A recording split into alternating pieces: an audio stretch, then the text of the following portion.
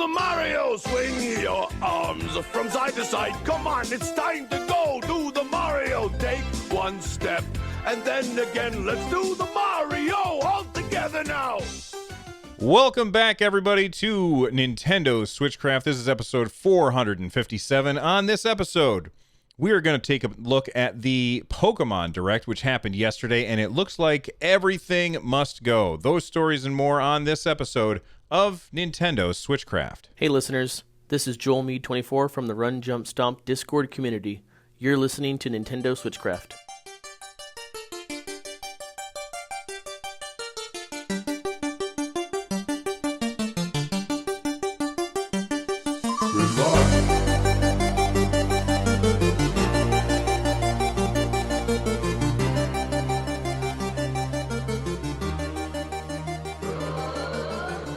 Hey everyone, welcome back to Switchcraft, your source for all the Nintendo news that you need to know about. I'm Bill, I'm your host, and of course this show is brought to you every Monday, Wednesday, and Friday, so make sure that you tune in live over at twitch.tv/runjumpstomp and hang out with the awesome people who join me over there. This particular episode is made possible by patrons just like Charles K. You can get Switchcraft and all of my other podcasts ad-free for as little as $1 by joining the Patreon over at patreon.com/runjumpstomp. Let's get started. Let's talk all about the Pokemon Direct. I'm going to bring up a summary. Thank you to Destructoid for making a summary that we could look at together. I watched the Pokemon Direct. I didn't get to watch it live. Sometimes I will live stream alongside the Nintendo Directs, but this one happened while I was at work, so I wasn't able to watch it until later on. There is some stuff to be excited about in this without a doubt, but there's some other stuff that I just don't care about. Let's talk about, first off, the stuff I don't care about. A remake of Pokemon Mystery Dungeon. Pokemon Mystery Dungeon originally came out on the Game Boy Advanced, so it was like a long time ago. And now it's being remade for the Nintendo Switch, which, you know what, if Pokemon Mystery Dungeon is your jam and you're excited about that, then more power to you. I think I've watched some gameplay of Pokemon Mystery Dungeon, and it did not appeal to me. That being said, I have not played it myself, so maybe I'm completely wrong about it. It's just not a game for me. The big news of the Nintendo Direct, of the Pokemon Direct, I mean, is that we are now getting expansion passes for Pokemon Sword and Pokemon Shield. Now, as somebody who has not finished Pokemon Sword or Pokemon Shield, I'm not super excited about this either. However, if I do finish Pokemon Sword and Pokemon Shield and I feel compelled to play some more, then maybe I'll end up picking this up. I will say this. Everybody that I've talked to about this, who has finished the game, has said that they are excited about it. Somebody came up to me yesterday or today, and they said, I think the DLC looks better than what we originally got. And, I was talking to somebody I work with, and they said, oh, I totally agree, because they've been playing it a bunch with one of their kids. So, if you're looking for more Pokemon, then this is going to be pretty good for you. Now, I have to say, I'm glad that they're doing this instead of bringing out another Pokemon game. Like, it feels like we've been getting a Pokemon game, like a new Pokemon game, in the fourth quarter of every single year. Like, it was Pokemon X and then Y, and then Omega Ruby, Alpha Sapphire. Those were remakes.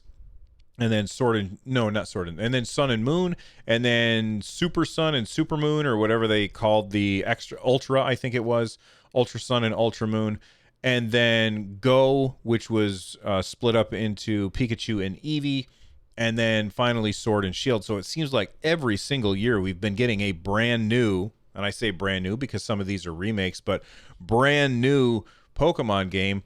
And overall, I think it's good that they are trying to put more into this one. Let's talk about the expansion pass. Here on Destructoid, it says the whole third or even fourth edition of each Pokemon generation has always been controversial, but Game Freak is trying something different this time. So they're talking about this is how do they do this? So here's what I mean. Here's what they mean by the third or fourth edition. So every Pokemon game comes with 2 versions. It has since the very beginning. This was to encourage trading. That's what they say. They say it was so that it would encourage trading because there were some Pokemon that you couldn't get in one that you could get in another. And by splitting them up into 2 different games, and I say different with the largest of air quotes, by splitting it up into 2 different games, they made it much more likely that people would want to trade with each other in order to complete their Pokedex. Sounds great. The real reason is because they know that there are some people out there who will buy both. Okay?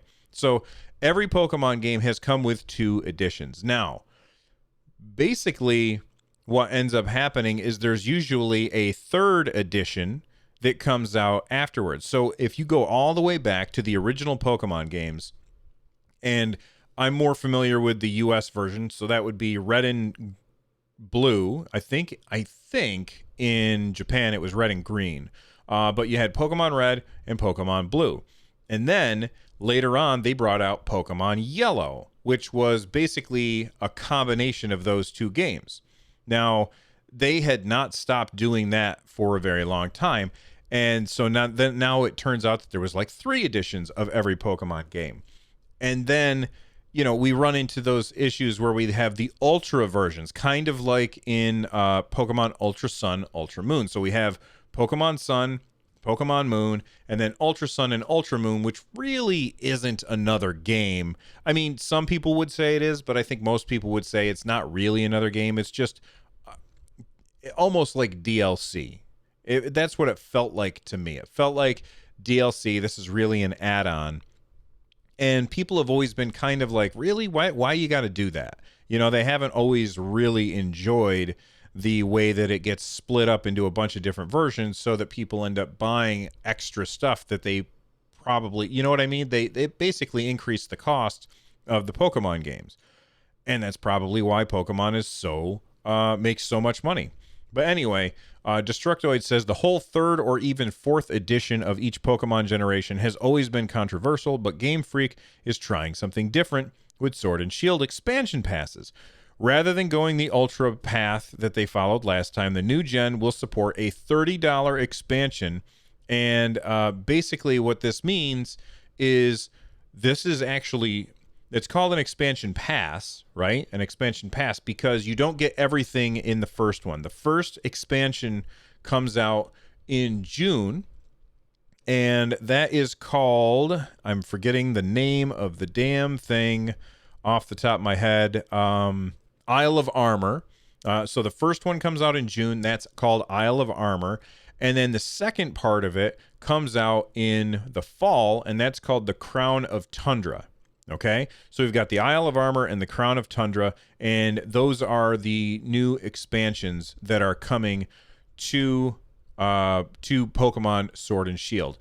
So what exactly is coming with all of this stuff? Well, there's going to be a new legendary, of course, and you're getting a bunch of new Pokemon and a bunch of old Pokemon brought into the game this way. Now, there's going to be a lot of people out there, and I don't think that they're necessarily wrong, but there's going to be a lot of people out there who look at this and they say, okay, this is the real reason why they didn't put all of the old Pokemon into the game. Because if you haven't been following the news with this, it's been everywhere where people have been upset about the Pokemon National Dex.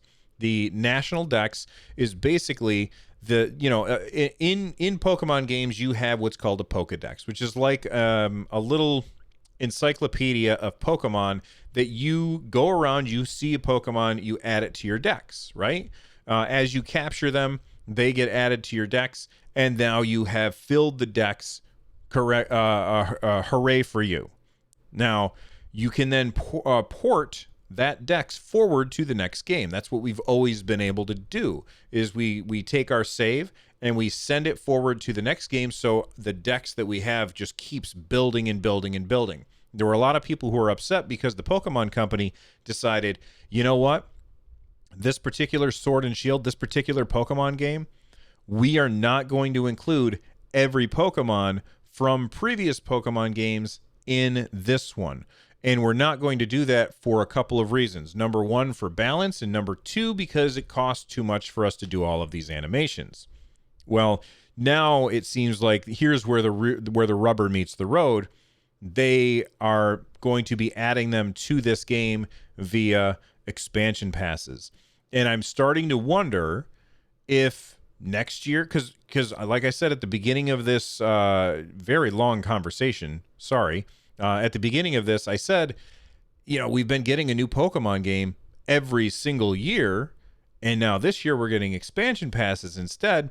I wonder if next year we're going to get more expansion passes. So this is expansion pass 1, and then we'll get expansion pass 2 in 2021, and maybe we won't get gen whatever this is +1.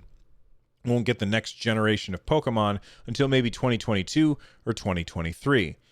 So if you're curious what Pokemon are going to be added to the brand new, oh gosh, I lost the link. Which Pokemon are going to be added? There's lots and lots of Pokemon that are going to be added. I had a link for it. You know what? I think it's in the Discord. If you haven't joined our Discord, you absolutely should. I'll take a moment while I'm looking for it to find that. Here it is. Pokemon Sword and Shield DLC. This is from Newsweek, right? See? Pokemon's everywhere. This particular website is Newsweek, and it lists all of the Pokemon that are coming.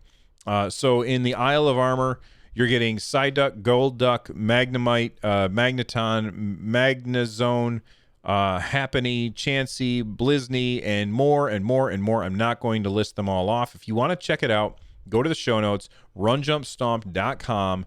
And when you go there, this is episode 457, I believe, and you will find a link in the show notes that takes you to a list of all of the Pokemon that are coming to Sword and Shield through the expansion pass. Now, I've got some good news for people who don't want to buy the expansion pass. You can still get these Pokemon. Hold on a sec, Bill. What do you mean? Well, let me tell you. I don't know why I did that. Here's what's going to happen. When the expansion pass comes out in June, the regular Sword and Shield is going to get a patch. And that patch will allow you to trade with people who have the expansion pass, and they can trade you the Pokemon that you don't have, which is kind of cool. I think that that's really awesome. Nintendo, the Pokemon Company could have been real jerks about this. They could have said, you know what? If you don't have the expansion pass, you don't have access to these particular Pokemon. And that would have really incentivized people to go out and buy the expansion pass. Instead, they decided to play it cool, and I think it's really nice. I think it's a good marketing strategy on them. It's forward-thinking and pro-consumer is really the word that I meant to say when I said nice. Anyway, let's talk about the rest of the Pokemon Direct summary, because that's not everything. There's more. There's more. In lighter news, Pokemon Home. You guys remember hearing about Pokemon Home? Pokemon Home is like this place where your Pokemon can live outside of the game. So you take the Pokemon that you've collected on the 3DS, you take the Pokemon that you've captured in Pokemon Go, you take the Pokemon that you've captured in other games, and you send them all to Pokemon Go, and then on Pokemon Home, and then you use Pokemon Home to pull them back into Sword and Shield, which is kind of cool if they're in that region, if they're Galar-style Pokemon. So you can pull them through to Sword and Shield that way, which is very, very cool. Now, when does this come out? It comes out in February. That's what we know. It comes out in February. So if you are excited for that, then guess what? It's coming in February. And one more thing that I want to make sure that I mention about that, there is going to be a cost associated with that. This is very similar to what we had in the past. It used to be called Pokemon Bank on the 3DS. And on the 3DS, it cost, I think it was somewhere between $2 and $5 a year. So it was super, super cheap. I'm hoping that Pokemon Home is also cheap like Pokemon Bank was, because it's not something that I'm probably going to use a bunch, but I would probably use it a couple times. And an ongoing subscription of $5 a year, I don't care about that. But $5 a month for a Pokemon thing, then you are out of your mind. Now, I know that there's people who are going to say this should be included with our Nintendo Switch Online. And while I agree that that would be nice, and I would appreciate it if that happened, you have to remember that the Pokemon Company is owned by Nintendo. It is not Nintendo. Like, they are two separate companies. So that's just something to keep in mind. All right, we talked a lot about the Pokemon Direct. Let's switch over and talk about all of the stuff that is on sale. And there's a lot. Stick around. Okay, there's a lot of stuff on sale right now. And this is really cool. Somebody on Reddit, I'm opening it up right now. Who is the Reddit user? The Reddit user is Squirrel9. So the Reddit user Squirrel9 went through and they found out every game that has a 75 plus on Metacritic and is also 75% off. And if you're wondering, Bill, what are you talking about? There's a bunch of games on sale right now. Wario64 tweeted this out this morning. They said that there is a Nintendo Digital New Year's sale on Amazon, GameStop, Humble Bundle, Target, and the US eShop. So there's a lot of different places where you can look to get the best deal, and you can save. If you're watching the video, it says up to 30%, but it's actually up to 50%, I think, depending on which store you go to and which game that you are looking at. So big thanks to Wario64 for posting that. He's awesome. He's really awesome, or it's awesome. Some people aren't sure if Wario64 is a person or a bot. I'm pretty sure that he's a bot. And Joel Mead is saying that Bill is not. Oh, never mind. I got distracted by chat again. Those are probably for something else, Joel Mead, not from you. At least I don't think so. I get a lot of DMs on Twitter and stuff. So, all right, moving on. What's on sale? Oh my God, there's so much on sale. Let's look at the stuff that is a 75 plus on Metacritic and also 75% off. If you want to find this, go to episode 457 of my show notes over at runjumpstomp.com. And it says here, SteamWorld Heist Ultimate Edition. Got a Metacritic score of 91. It is on sale for 75% off. It is $5. That game is really cool. They sent me a copy of that game for free so that I could do a video about it on my YouTube channel, youtube.com/runjumpstomp. Go check it out. But that game is really fun. It is a turn-based strategy game in the SteamWorld universe, which I adore. The SteamWorld universe. It's fantastic. What else is on here? Bastion. Bastion is on sale. Now, if you don't know what Bastion is, it's this really weird game where you're this kid who wakes up, the world has basically changed overnight, and you don't know what's going on. And the first thing that happens is you start moving around, and there's a narrator that starts talking, and he's got this old gravelly voice. And he describes everything that you do in the game. So he's like, oh, the kid goes over and picks up a sword, and the narration happens as you do stuff. If you fall off the edge of the map, he'll say something about that. If you kill a monster, he'll say something about that. It's really, really cool, and the voice is fantastic. That is on sale for 80% off. It is $3. $3. That's the wrong button. $3. That's the button I wanted to say. $3 for Bastion. That is a really good deal. Go pick that up right now. Made by the same people who made Bastion. Transistor is on sale. That got an 86 on Metacritic, and it is on sale for $4. Really, really good game. Mutant Mudds Collection. Now, if you've not played Mutant Mudds, it's this game that was on 3DS, and it's a wonderful game. 2D side-scrolling adventure where you hit a button and you can jump into the background and play in the background.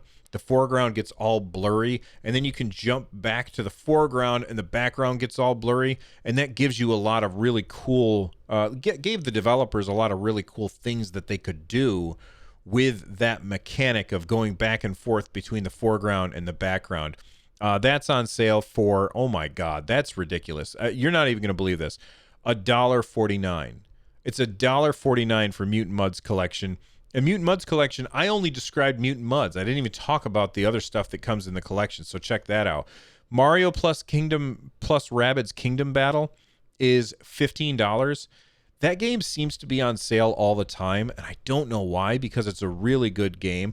I didn't fall in love with it the same way that everybody else does, but almost everybody who has played that game can agree that it is wonderfully made, and clearly the developers, which were Ubisoft, the developer, or the head of development was Mr. Soliani, I believe, and Ubisoft is the publisher, but no, it was developed by Ubisoft. Mr. Soliani was in charge, and then Nintendo published it. Sorry, I mixed things up, but it was clear that he loved Nintendo and really, really wanted to make an awesome Mario game. I mean, when they announced it and Mr. Miyamoto got up on stage and, told everybody what a great job that they were doing, Mr. Soliani started crying at E3 in the crowd. It was a really wonderful moment, and that's a fantastic game. That's also a turn-based strategy game, kind of like SteamWorld Heist, but that one's more of a 3D. Let's see, what else is on here that's really, really good? Ooh, Grim Fandango Remastered. Now, if you like old-school adventure games, and you know you do, all right? Grim Fandango is this really cool game where you play basically the Grim Reaper, and your job as one of the Grim Reapers, your job is to sell people packages, like travel packages, for after they die, to how do they get to the promised land or whatever. And it's very, very hilarious. It's based on like the Mexican Day of the Dead kind of thing, kind of like them. I just watched a movie. My family and I sat down and we watched a movie that took place. Coco, I think is what it is, where this kid wants to play music or whatever. But Grim Fandango, you're like this salesman, and you're not a very good salesman, apparently. And you decide to try and cheat the system, and things go real bad for you. If that sounds interesting, and you're like, I don't know if I want to part with $3.74, I'm going to let my friend convince you to check out Grim Fandango. Steven Adams, who's a buddy of mine, I met him at Dragon Con. He came on an episode of 143 Pixels, and 143 Pixels is my show where we just talk about one game per episode. And the most recent episode was Steven Adams. We did not plan this. And he wanted to talk about Grim Fandango because it's his favorite game of all time. It's made by Tim Schafer. Go and listen to that episode of 143 Pixels and listen to all of them. And then maybe you'll be convinced to part with your $3.74 to pick up Grim Fandango Remastered on the Nintendo Switch. All right, what else do we have on here? Nothing. Oh my gosh. I didn't even know this. Look at this. SteamWorld Dig. Look, SteamWorld games. I love, love, love the SteamWorld games. They're so good. SteamWorld Dig. I prefer SteamWorld Dig 2, but SteamWorld Dig 1 is also really, really good, and that is 75% off for $2.49. $2.49. If you don't pick it up, you're missing out on a fantastic game that you definitely want to check out. There's a lot on this list that is centered around strategy games. Banner Saga 1 and 2 are both turn-based strategy games. I played The first one on Steam, it's really good. I have not played them on Nintendo Switch, I don't believe. And those are $5 a piece for those two games.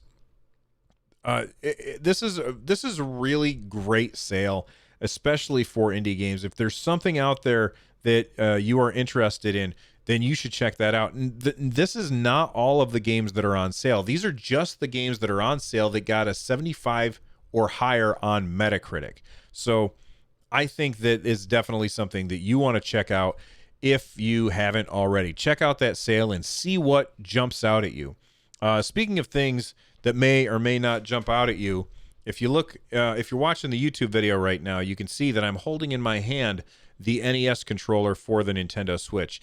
If you like playing NES games on your Nintendo Switch, and we know you do, check it out. This thing is currently on sale. This thing is currently on sale for 50% off. All right? It's 50% off, and today is the last day. Now, I'm recording this on January 10th, and this controller is 50% off. So if you want to buy this came from a tweet from Nintendo, but if you want to buy this, I'll bring it up on screen here. It is normally $60 for two of them. You have to be a Nintendo Switch Online subscriber in order to get them. It comes in a package too for $60. Currently on sale for $30. It's half off. Today is the day the sale ends. It's been on sale for a while, and I think I talked about it when it first went on sale. But if you're looking for something that makes playing those NES games feel like you're playing on an NES, this is what you want. It's they did a great job with these. And I would have bought the Super Nintendo ones if I didn't have the 8-bit dough. Oh, I can't remember the name of the controller. SN30 Pro Plus. I just remembered the name of the controller. I would have bought the Super Nintendo versions if I didn't have the SN30 Pro Plus, which you can see on the YouTube video right there. Okay, you can see it hanging on my wall over there. But anyway, I just wanted to let people know about these great deals. And honestly, there's one other thing that I'm going to talk about at the very, very end. And the only reason I'm bringing this up is because somebody said it was a really good game in our community Discord, runjumpstomp.com/Discord. And they said that you should check it out. And they were talking about you specifically. You should check it out. So if this is a game called 140.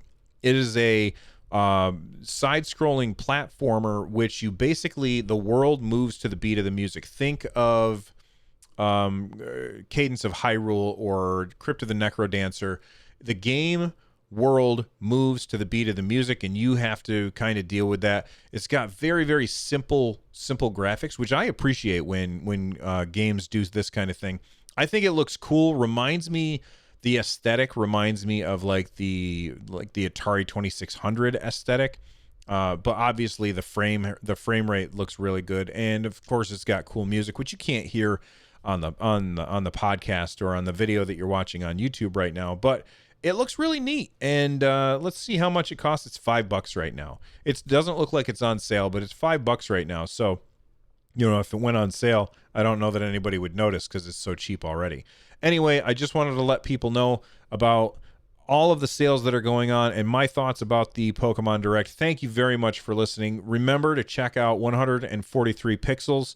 I'm very proud of that show, and I hope you enjoy it half as much as I do making it. Become a part of the community over at runjumpstomp.com/Discord. Watch the show live at twitch.tv/runjumpstomp. And this show is part of the Giant Size Team Up Network. For more information, check out gstu.net. If you're looking for ways to support the show, go to runjumpstomp.com/thank-you. And the music you're hearing right now is Corneria, Star Fox remix by Noteblock. I'll see you guys next time. Until then, bye-bye.